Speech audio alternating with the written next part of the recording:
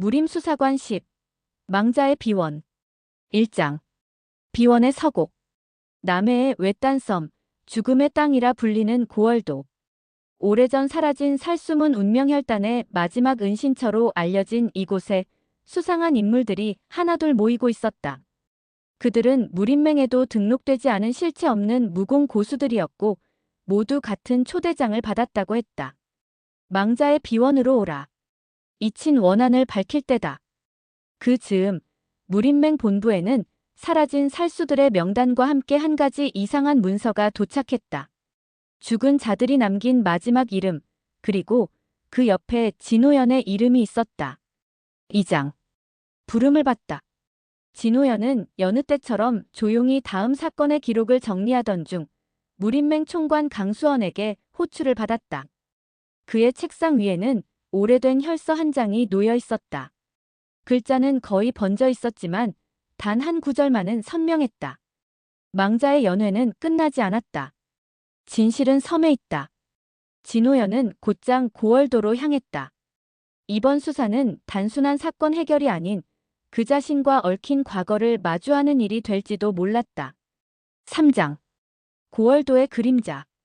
고월도에 도착한 진호연은 음산한 안개 속에서 자신을 기다리고 있던 얼굴을 발견한다.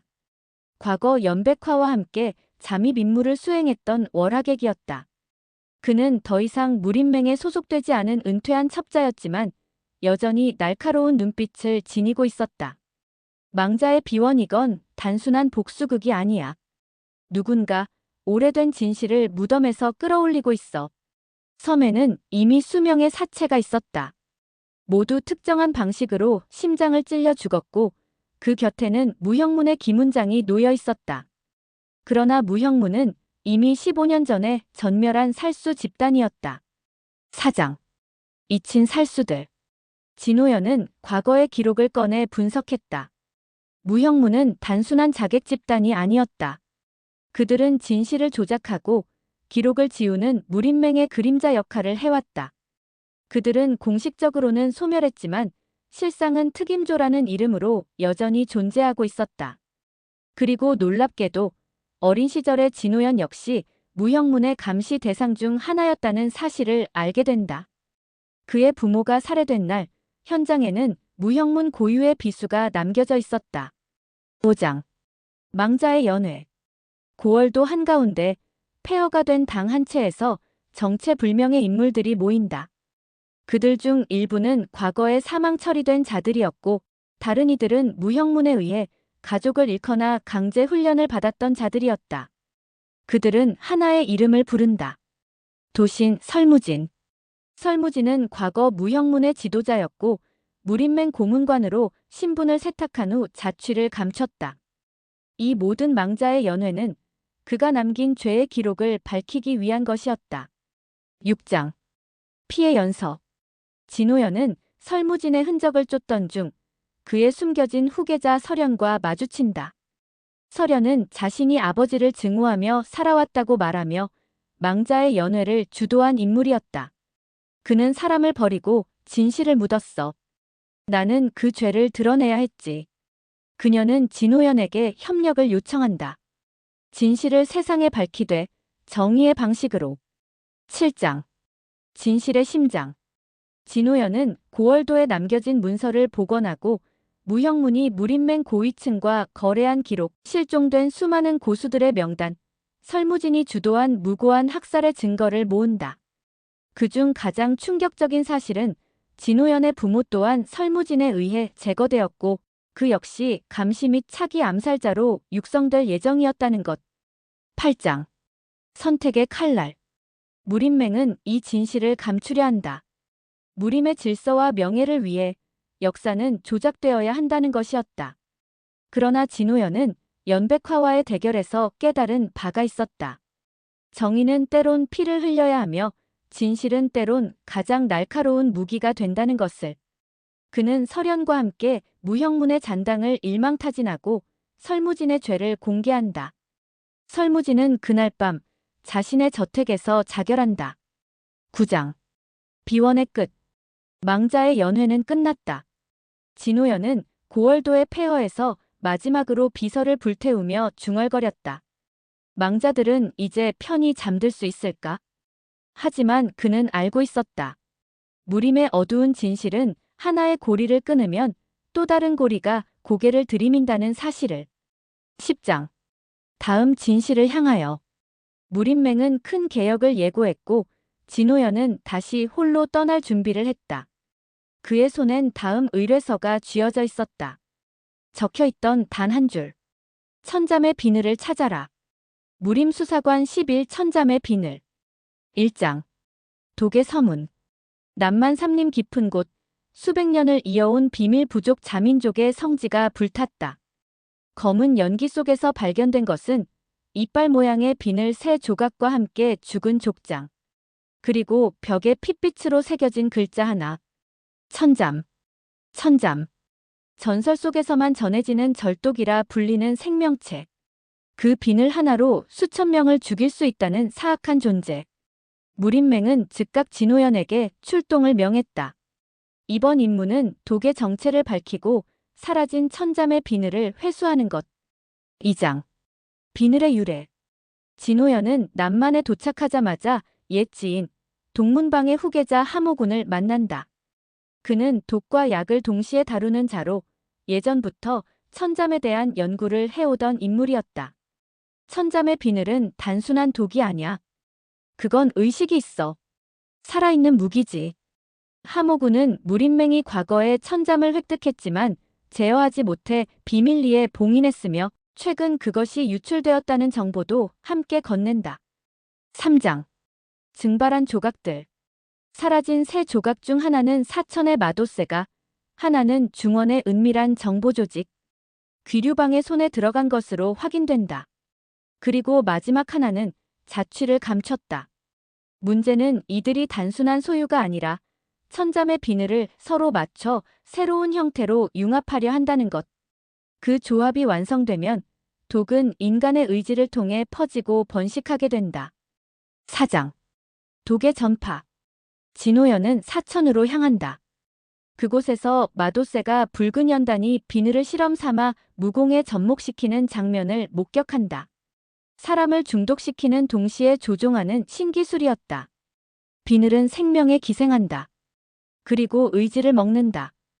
그 실험체들은 피를 토하며 쓰러졌고 어떤 이는 스스로를 불태우며 고통을 끝냈다. 진호연은 결국 붉은 연단의 수장을 제압하고 첫 번째 비늘을 회수한다. 5장. 귀류방의 미궁. 두 번째 조각은 귀류방의 수장이자 천리안을 가졌다고 알려진 소은화의 손에 있었다. 그녀는 진호연에게 뜻밖의 제안을 한다. 내가 가진 비늘은 독이 아니라 진실을 드러내는 거울이야.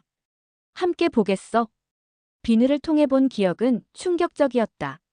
무림맹의 창립 초기 소수 고위 인물들이 천잠을 군사병기로 삼으려 했고 실패한 뒤 실험체들을 몰살시켰던 과거가 드러난다. 진호연은 비늘이 진실을 기억하고 있다는 사실을 깨닫고 소은화에게서 두 번째 조각을 받아낸다. 6장. 실체 없는 세 번째 조각. 세 번째 조각의 위치는 감감무소식이었다. 그러나 하모군은 자민족의 마지막 후예린차가 비늘과 함께 도망쳤다는 단서를 알려준다. 그녀는 남만 깊은 수맥 지하에 숨어 있다는 것. 린차는 어린 소녀였고 비늘의 진짜 주인이었다. 그녀는 천잠과 감응할 수 있는 유일한 존재였던 것이다. 7장. 비늘의 의지. 진호연은 린차를 설득하려 하지만 그녀는 두려움에 떨고 있었다. 당신들이 원하는 건 비늘이 아니야. 그 힘이겠지. 하지만 그 힘은 누구도 감당 못해. 그러나 이미 무림맹의 특임대가 린차를 포위하고 있었다. 그녀를 보호하기 위해 진호연은 자신의 신분까지 버리고 그녀를 탈출시킨다. 8장. 진실의 독. 하모군은 진호연에게 경고한다. 비늘은 하나로 합쳐질 때 독과 진실이 동시에 완성돼. 선택해야 해. 독을 봉인할 건지 진실을 밝힐 건지. 새 조각을 맞댄 순간 진호연은 천잠이 보여주는 무림의 기억을 본다. 억울하게 죽은 자들, 조작된 전쟁, 그리고 무림맹의 태생적 거짓. 9장.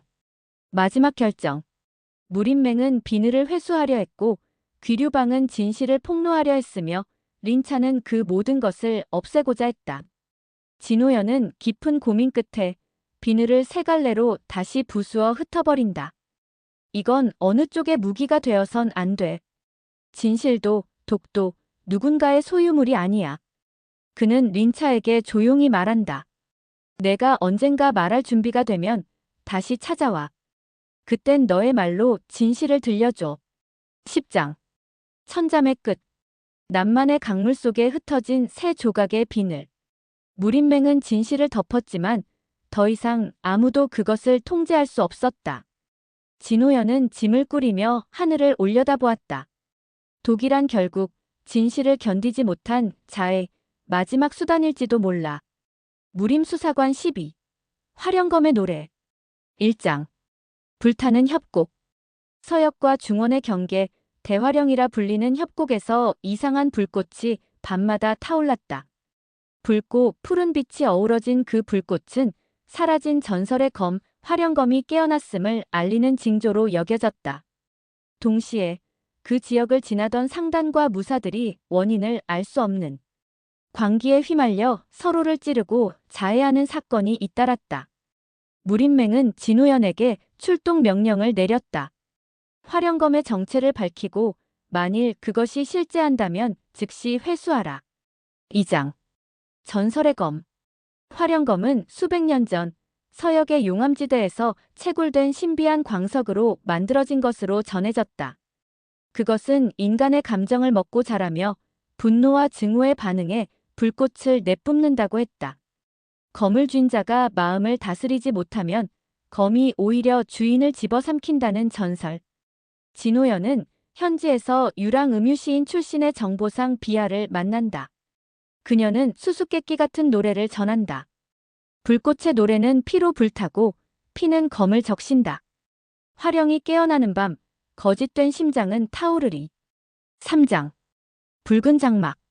협곡의 깊은 곳, 실종된 무사들의 흔적을 따라가던 진호연은 잔혹한 시체들과 마주한다. 그들의 눈은 모두 탄 채로 멀쩡한 몸과 함께 누워 있었고 입가엔 미소가 걸려 있었다. 주변에는 기이한 무늬의 나무가 타고 있었고 중심에는 반쯤 녹아든 검의 잔해가 있었다. 그것이 화령검의 파편이었다. 그 순간 진호연의 손끝이 따끔해지며 검이 반응한다. 그의 감정이 흔들릴 때마다 주위 공기가 뜨겁게 달아올랐다. 4장. 화령곡. 비하는 과거 화령검이 실제로 한 번 깨어났던 이야기를 들려준다. 150년 전 검은 사막의 전쟁에서 한 명의 무인이 이 검을 휘둘렀고 하루 만에 3,000명을 태워 죽였다. 그러나 마지막 순간 검에 사로잡힌 그는 제정신을 잃고 자기 검에 찔려 숨을 거두었다고 한다.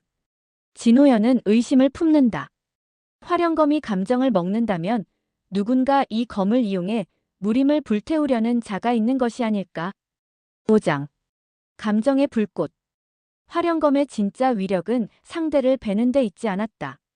그것은 주변의 분노와 공포를 증폭시켜 집단적인 광기를 유발하는 것이었다. 이 능력을 연구하고 악용하는 자가 있었다. 옛 무림맹의 기밀병기 담당자였던 염진결. 그는 협곡을 거점으로 삼아 화령검의 파편을 수집하고 조작하고 있었다. 진호연은 염진결의 은신처를 찾아 침입하지만 그곳에는 감정을 증폭시키는 비밀장치가 숨겨져 있었다. 그는 순간적으로 자신이 과거에 놓쳤던 사건들, 죽은 이들, 심지어 연백화까지 떠올리며 이성을 잃을 뻔한다. 6장. 기억의 검. 간신히 마음을 다잡은 진호연은 화령검의 잔해 중 하나를 회수한다. 그러나 그것은 과거의 기억을 현실처럼 들춰내며 사람을 점점 미치게 만든다. 화령검은 단지 불꽃이 아니라 마음의 불씨를 지배하는 물건이었다. 비하는 말한다. 이 검은 진실을 보여주지만 받아들이는 자를 허락하지 않아. 견딜 수 있는 자만이 주인이 될 수 있어. 7장. 염진결의 최후. 염진결은 최종적으로 모든 파편을 하나로 합쳐 완전한 화령검을 재현하고자 했다. 그는 검을 들고 무린맹을 향해 진군을 시작한다. 그 검은 이미 그의 정신을 삼킨 뒤였고 검의 불꽃은 하늘을 붉게 물들였다. 진호연은 무린맹과 협력해 그를 막는다. 격렬한 전투 끝 화령검은 붉은 빛을 내뿜으며 스스로를 부수었다. 그 조각들은 모두 하늘로 흩어졌고 염진결은 마지막까지 웃으며 사라졌다. 8장 남은 불씨. 비하는 마지막으로 진호연에게 조용히 말한다. 불꽃은 사라졌지만 기억은 남아. 마음속에 누구나 불꽃을 품고 있어. 그게 검이냐, 불이냐는 내가 선택하는 거야. 진호연은 화령검의 파편 하나를 조용히 지하에 묻고 되돌아선다. 9장 노래의 끝. 진호연이 길을 떠난 뒤 비아는 조용히 화령곡의 가장자리에 앉아 다시 노래를 부른다. 불은 진실을 태우지 못하고 진실은 불로도 지워지지 않네. 노래는 남고 검은 사라지고 그러나 사람은 언제나 그 불씨로 돌아오리. 그녀의 노래는 바람을 타고 협곡을 넘어 무림으로 흘러갔다. 무림수사관 13 검은 저울 1장 무게를 잴 수 없는 것. 초가을 무림맹 본부 앞에 검은 비단 두루마리 하나가 도착했다. 그 안에는 기묘한 붓글씨와 함께 한 구절이 적혀 있었다. 무게를 속인 자, 목숨도 가볍다. 검은 저울이 심판하리라. 같은 시각 중원의 여러 상단 수장이 동시에 실종되었고 공통점은 모두 최근 무림맹의 은밀한 거래 조사에 협조했다는 점이었다. 진호연은 사건을 조사하기 위해 장강 하류의 상업 중심지 창화성으로 향한다. 2장 사라진 상단. 창화성은 말 그대로 돈이 지배하는 도시였다. 진호연은 실종된 상단 중 한 명인 연봉천의 행적을 추적하던 중 그의 물류창고가 이상한 방식으로 정리되어 있고 거울처럼 빛나는 검은 비늘 조각이 바닥에 떨어져 있는 것을 발견한다.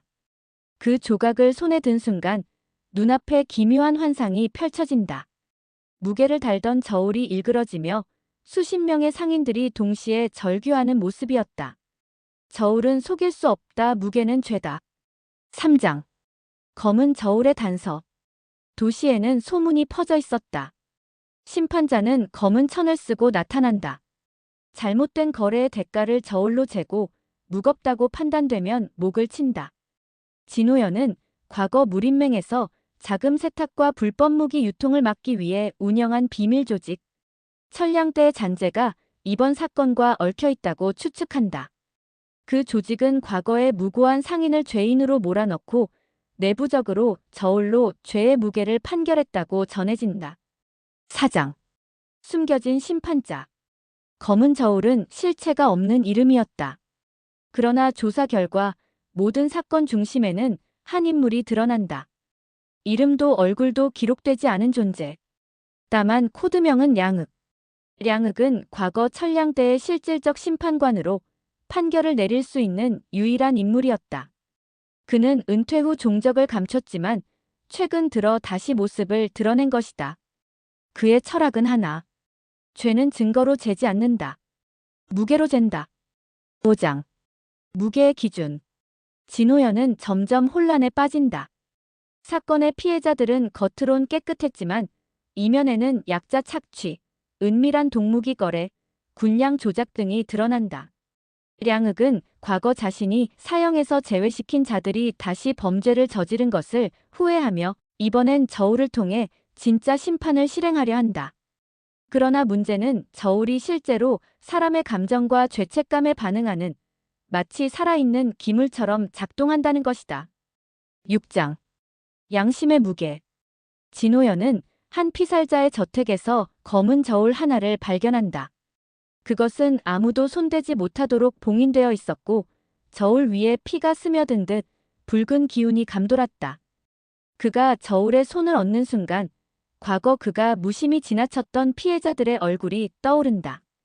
그는 스스로 무죄라 믿었지만 저울은 그에게 경고한다. 너의 침묵은 무거웠다. 7장 최후의 재판. 량흑은 무림맹의 지도자들까지 심판하려 한다. 그 중에는 진호연이 존경하던 자도 포함되어 있었다. 진호연은 마지막 저울의 심판을 막기 위해 그와 마주한다. 량흑은 말한다. 너도 알고 있지 않은가? 저들이 무고하지 않다는 걸. 그러나 진호연은 외친다. 그래도 심판은 한 사람의 손에 맡겨선 안 돼. 그건 정의가 아니야, 복수야. 둘은 생사를 건 결투를 벌이고 마지막 순간 저울 위에 진호연의 피와 양심이 동시에 놓인다. 저울은 조용히 수평을 이룬다. 8장. 무게의 끝. 량흑은 조용히 검을 내려놓고 말한다. 너는 무게를 감당할 줄 아는 자다. 나는 이제 끝이다. 그는 스스로 저울 위에 올라선 뒤 기척도 없이 사라진다. 그리고 저울은 갈라져 흙으로 흩어진다. 9장. 저울 없는 세상. 사건은 진호연에 의해 마무리되었고 무림맹은 내부의 부패를 자성하기 시작한다. 그는 마지막으로 검은 저울의 파편 하나를 강에 흘려보내며 말한다. 정의란 누가 결정하는가? 그것을 묻는 저울이 사라졌다고 해서 우리가 그 답을 피해선 안 된다. 다음 무림수사관 14백무월의 그림자.